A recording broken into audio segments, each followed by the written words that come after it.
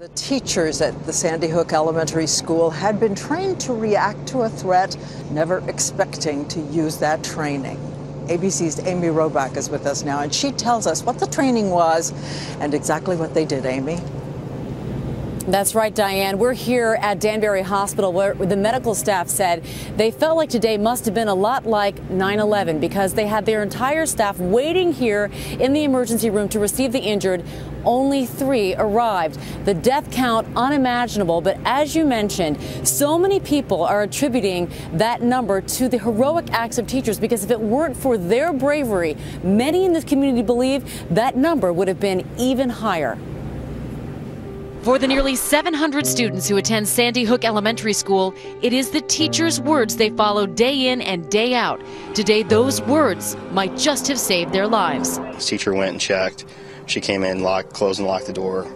They went into a corner until they were recovered by police. The teacher put everyone in a corner, locked the door, and they weren't allowed to move until the police came. Restaurant owner Vita Kala has been serving pizza to Sandy Hook teachers and students for more than 30 years. Yes, they're all heroes.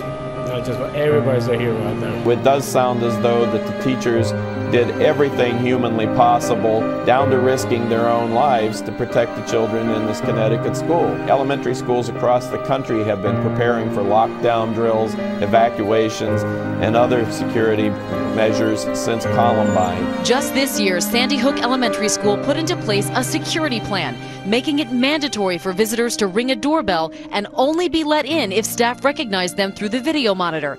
And if staff didn't recognize the visitor, he or she needed to present picture ID, sign in, and only then would be let into the school. Every time we went to the school, you always had to press the button and they'd ask who you are to come in, so I don't know how anybody could just walk in. This tweet from someone who knew teachers inside the school. Hannah Green, my cousin is the assistant principal at the Newtown shooting and was shot twice and is now in surgery. This face telling it all. This woman's sister, one of those teachers inside the school, her whereabouts unknown. There's no words that I could come up with. You don't know the details of that violence, and you can't do anything to immediately help them or protect them. It is a powerless and terrifying experience. And speaking of powerless, I just spoke to one of the doctors here who was at Danbury Hospital when they received that initial call that there were multiple shots fired at the school. He amassed 80 doctors and nurses waiting to receive any potential victims, any potential injured. And they said within the first 10 minutes, they got those initial 3 injured and they were waiting for more. They said as many as 24 they were told they may be receiving within 30 minutes. When those 24 did not show up, they said that's when they felt the gravity of the situation because they knew they weren't coming. They were at the school and would stay there forever. And it was a very disturbing moment for all of them, and they said they're still going to be dealing with this obviously for months and years to come. This community is forever changed. No one here hasn't been touched by this horrific tragedy. Recently there has been a huge incline in mass shootings around America. Sandy Hook is the main topic that brought up gun control. But what are the costs from an economic standpoint? Costs involving hospital bills, funeral costs, and possible therapy. This short video will explain the majority costs and revenue needed to stop these horrible events from taking place. How much care would the survivors and victims' families need? What will be the effects on the broader community? Each year, more than 11,000 people are murdered with a firearm, and more than 20,000 others commit suicide using ones. Hundreds of children die annually in gun homicides. More than 20% of the 4,000 suicides annually are carried out with firearms. According to the National Public Services Research Institute, the total yearly cost associated with gunshot wounds in Canada is $6.6 billion. Suicides and attempted suicides account for the bulk of those costs, which is around $4.7 billion. Homicides and assaults are next at $1.1 billion.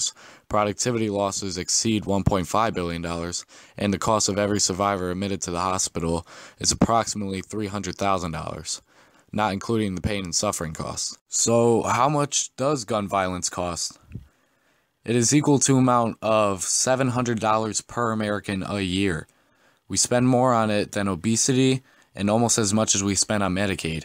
We pay more on gun violence than all of Apple's annual revenue, which is around $174 billion.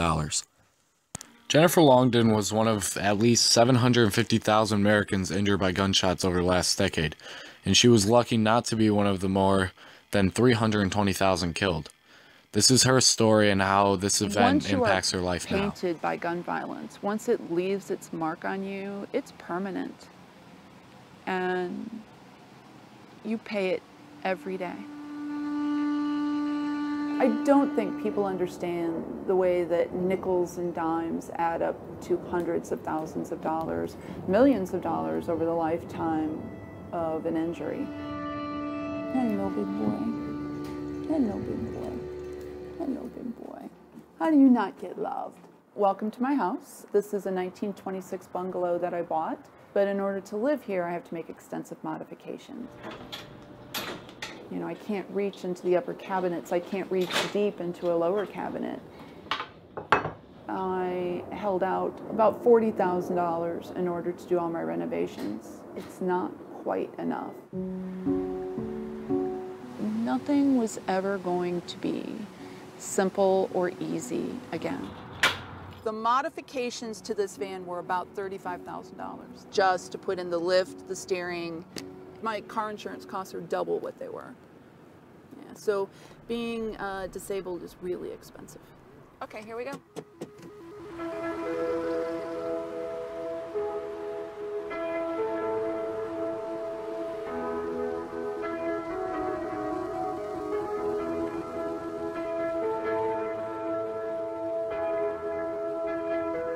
This is, I think, one of the most tranquil places in the entire valley.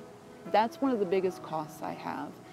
Loss of center and a sense of tranquility and well-being.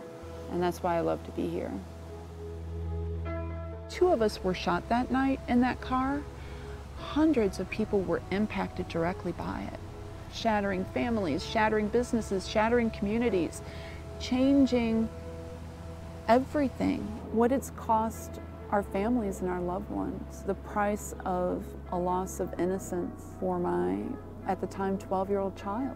What it's cost him in terms of not being able to study for exams because mom might be dying today. 25. Certainly initially, you know, I dealt with multiple surgeries. You know, bills started coming in, $18,000, $30,000. And when my mail would show up, I mean, at first I started opening them and there would be this sense of panic. And then it just became so overwhelming where it's like, don't even open it. I had never not paid a bill before that. Total cost of the bullet that shattered my spine? Everything, I don't know. It's hard to measure, probably in the neighborhood of $5 million, just for the first 10 years.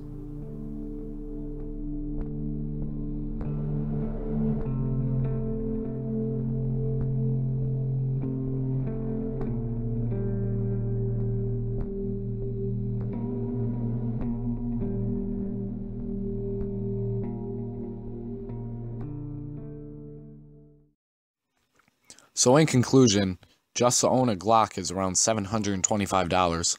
That includes the gun, ammo, and other accessories and equipment needed to own it.